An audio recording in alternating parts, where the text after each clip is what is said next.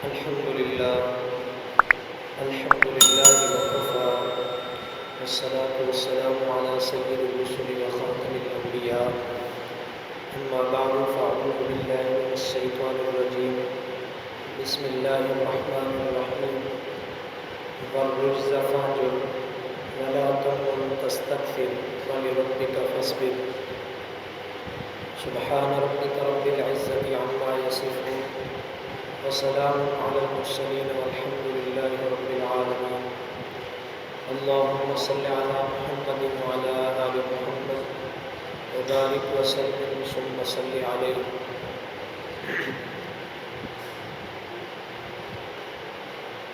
اللہ کے پیغمبر سیدنا محمد رسول اللہ صلی اللہ تعالی علیہ وسلم پر اللہ نے دوسری وحی کا نزول فرمایا. دوسری وحی کے نزول کی چند آیات کا مفہوم میں نے سمجھا دیا تھا. دوسری چند آیات کا مضمون یہ ہے کہ اللہ کے ان احکامات میں سے اور اللہ کی اس مبارک وحی میں سے ایک مقصد اللہ کے پیغمبر کو یہ بھی دیا گیا تھا کہ وَالرُّجْزَ فَاهْجُرْ، میرے پیغمبر جیسے آج تک غیر اللہ کی عبادت سے آپ بیزار رہے اور اللہ کے ماں سوا کسی حجر و شجر کو اپنا معبود نہیں بنایا، اسی طرح آئندہ بھی اللہ کے سوا کسی کو عبادتوں کے لائق نہیں سمجھنا. کسی حجر و شجر کو الوہیت کا خاصہ نہیں دینا، بلکہ ہمیشہ الوہیت کا خاصہ صرف اسی ذات کو دینا جو اصل میں الوہیت کی حقدار ہے، اور وہ ذات صرف اللہ کی ذات ہے. اس کے علاوہ الہ اور معبود ہونا کسی اور کا خاصہ اور صفت نہیں ہے. اس لیے پیغمبر پاک وَالرُّجْزَ فَاهْجُرْ، یہ جو جتنے بھی شیطانی کام ہیں غیر اللہ کی عبادت والے، ان سب کاموں سے اپنے آپ کو چھڑا کے رکھنا اور اپنے آپ کو بچا کے رکھنا. پھر اللہ کے پیغمبر علیہ السلام نے نہ اپنی 40 سالہ زندگی سے پہلی زندگی میں شرک کیا اور نہ اس کے بعد شرک کیا، بلکہ شرک سے ہمیشہ نفرت تھی اور لوگوں کو بتلاتے رہے کہ لوگوں، اللہ کا کوئی سانجھی اور شریک نہیں ہے، اللہ اپنی صفات میں اکیلا ہے اور وہ سبحان ہے، اس کا کوئی شریک نہیں ہے. اللہ کے پیغمبر نے پھر ساری زندگی یہی مسئلہ لوگوں کو سمجھایا. انہی احکامات میں سے ایک حکم یہ بھی تھا وَلَا تَمْنُن تَسْتَكْثِرْ، کہ اے پیغمبر ایسا نہ ہو کہ تو نیکی کرے، لوگوں کو دین کی تبلیغ دے، اللہ وحدہ لا شریک کی طرف بلائے، اس کی الوہیت کا اقرار لوگوں سے کروائے، لیکن پھر یہ سمجھ لے تو کہ میں نے نبوت کا حق ادا کر دیا، میں نے رسالت کا حق ادا کر دیا، میں نے پیغام پہنچانے کا حق ادا کر دیا.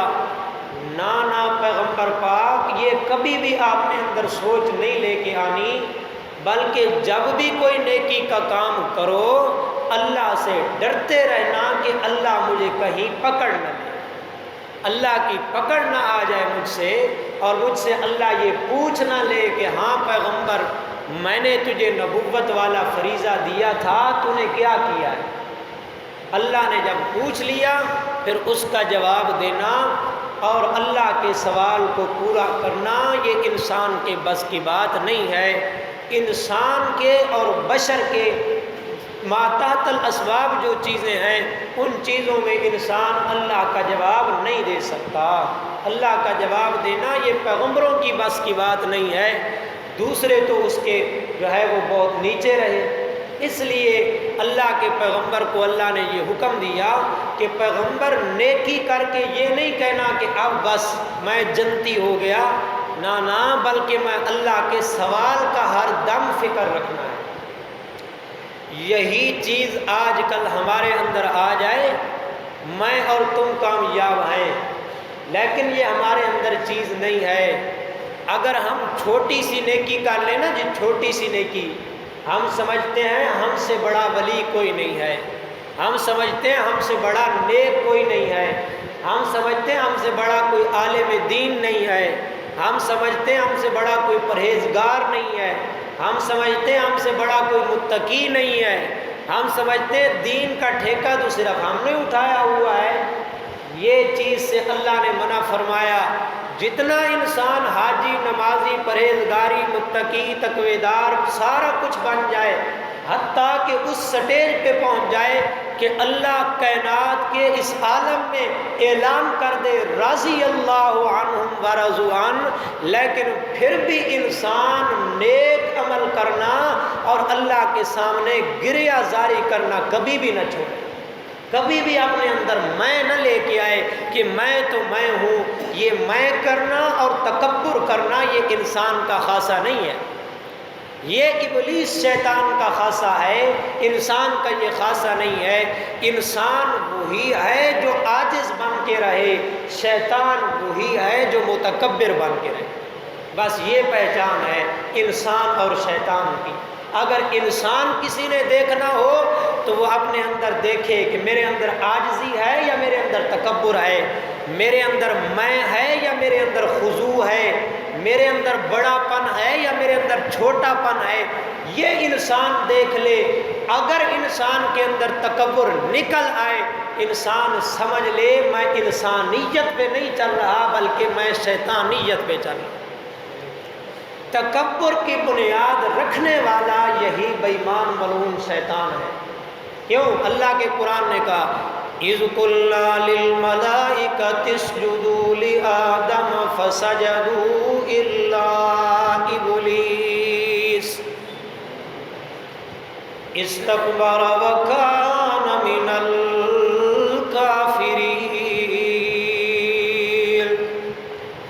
اللہ نے حضرت آدم علیہ السلام کو بنایا، تخلیق کرنے کے بعد اللہ نے کہا فرشتوں سجدہ کرو، سب نے سجدہ کیا الا ابلیس، بے ایمان ابلیس نے سجدہ نہیں کیا۔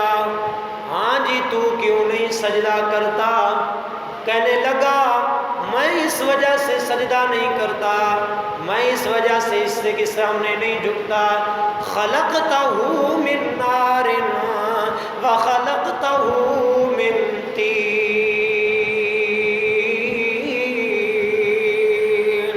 اللہ تو نے مجھے آگ سے پیدا کیا اور اس کو تو نے مٹی سے پیدا کیا، اس لیے آگ افضل ہے، آگ اعلیٰ ہے اور مٹی جو ہے وہ کم تر ہے، اس لیے میں مٹی کے بنائے ہوئے انسان کو سجدہ نہیں کرتا۔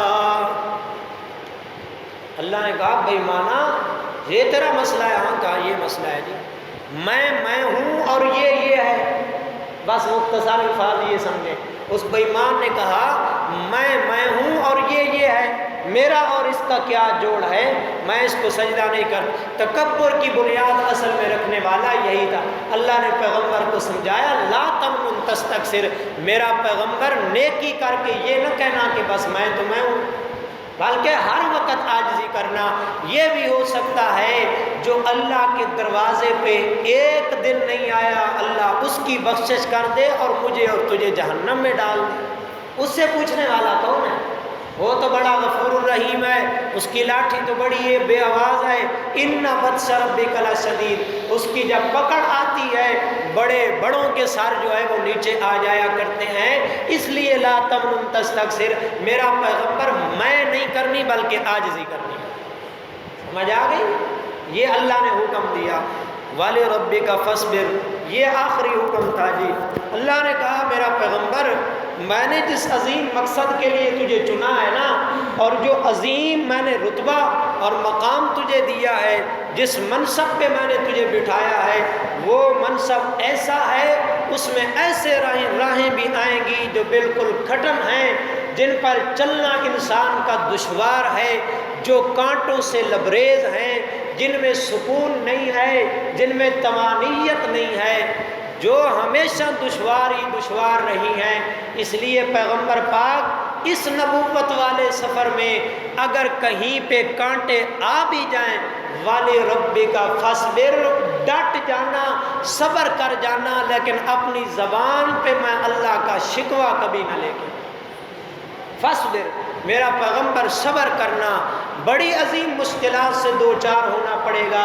یہ نبوت کا منصب ہی ایسا ہے کہ انسان تکلیفوں سے دوچار ہوتا ہے، اس لیے پیغمبر پاک فاصبر، صبر کرنا، اپنی زبان پر شکوہ نہ لے کے آنا۔ یہ حکم آخری اللہ نے نازل کیا۔ اللہ کے پیغمبر علیہ السلام نے نبوت کا جو ہے وہ سفر جاری کر دیا۔ آپ کی نبوت مکی زندگی کے 2 مرحلے ہیں، ایک مرحلہ 3 سالوں کا ہے، دوسرا مرحلہ 10 سالوں کا ہے۔ کل زندگی آپ نے مکہ میں 13 سال کی گزاری، جس میں سے 3 سال اللہ کے پیغمبر نے خفیہ تبلیغ کی، برملا اور بالکل لوگوں کے سامنے عیاں بیاں ہو کے اللہ کے پیغمبر نے دعوت نہیں دی۔ ابتدا میں اللہ کے پیغمبر نے خفیہ تبلیغ دینا شروع کی۔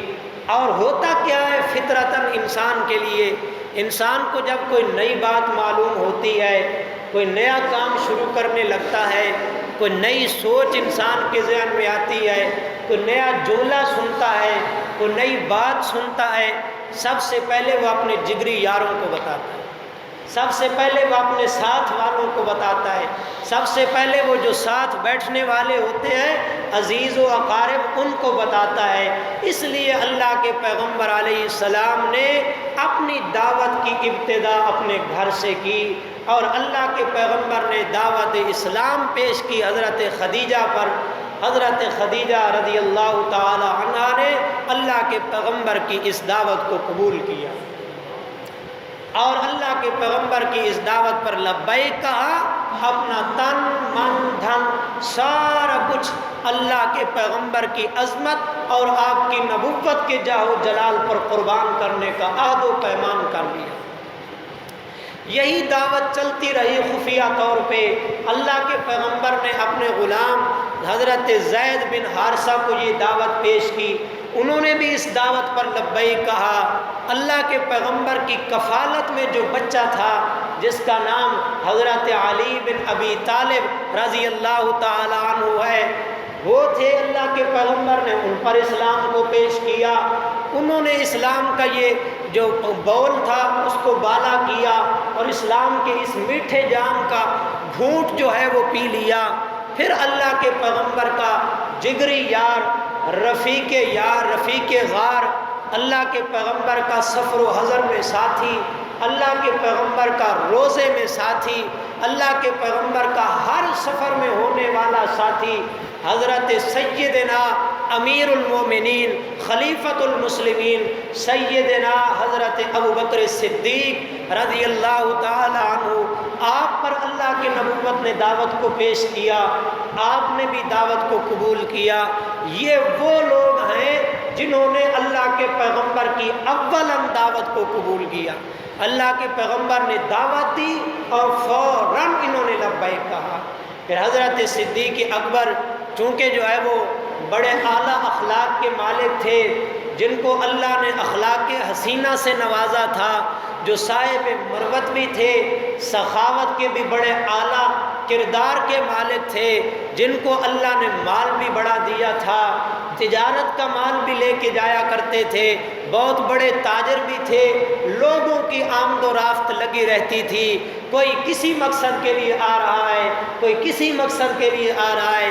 جو بھی ابوبکر صدیق کے پاس آیا سیدنا ابوبکر صدیق دعوت دیتے گئے اللہ کے پیغمبر کی نبوت منوانے کے لیے اور کلمہ توحید کو منوانے کے لیے سیدنا صدیق اکبر نے دعوت بھی دینا شروع کر دی۔ اللہ کے پیغمبر کے اس رفیق یار کی وجہ سے، اس سفر اور مزار کے یار کی وجہ سے بہت ساتھیوں نے ایمان لایا۔ حضرت عثمان رضی اللہ تعالی عنہ صدیق اکبر کی دعوت پہ ایمان لے کے آئے، حضرت زبیر صدیق اکبر کی دعوت پہ ایمان لے کے آئے، حضرت عبد الرحمن بن عوف صدیق اکبر کی دعوت پہ ایمان لے کے آئے، حضرت بلال حبشی صدیق اکبر کی دعوت پہ ایمان لے کے آئے۔ الغرض اللہ کے پیغمبر کے اس رفیق یار کی وجہ سے بہت بڑوں نے دین اسلام کا کلمہ پڑھا اور دین اسلام کے میٹھے جام میں آ کے خاتمہ بالایمان کیا، اور اللہ نے ان کے جو ہے وہ بلند مرتبہ ان کو عطا کیا، اور اللہ نے جنت والا راہ ان کو دکھایا۔ اللہ کے پیغمبر نے 3 سال اسی طریقے سے دعوت دی، چھپ چھپ کر لوگوں کو ملتے رہے، جو قریبی ساتھی تھے سب سے پہلے ان کو دعوت دی، حتیٰ کہ ان 3 سالوں کے اندر اللہ کے پیغمبر نے ایک مختصر سی جماعت اسلام کی تیار کر لی، اور اسلام کا کلمہ پڑھنے والے چند بندے اللہ کے پیغمبر کے ساتھ تھے۔ اللہ کے پیغمبر نے اپنی نبوت کے یہ 3 سال مکمل کیے۔ انشاءاللہ باقی کل کے درس میں بیان ہو۔